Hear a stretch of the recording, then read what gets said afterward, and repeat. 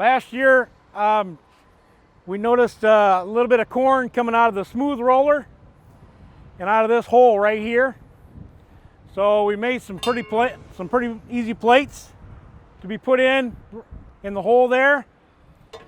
And of course the smooth roller, we made a plate to go around the smooth roller, and it's very easy to install after you open up the cutter head or the feed row housing.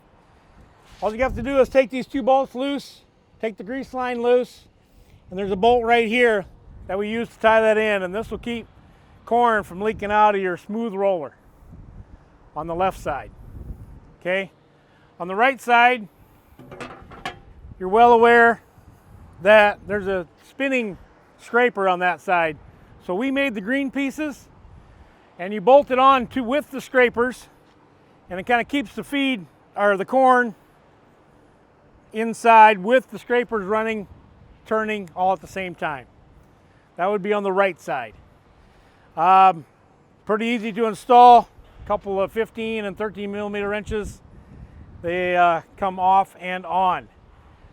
These will fit all the 8000s and the 9000s. So all these three pieces will fit the 8 and the 9s.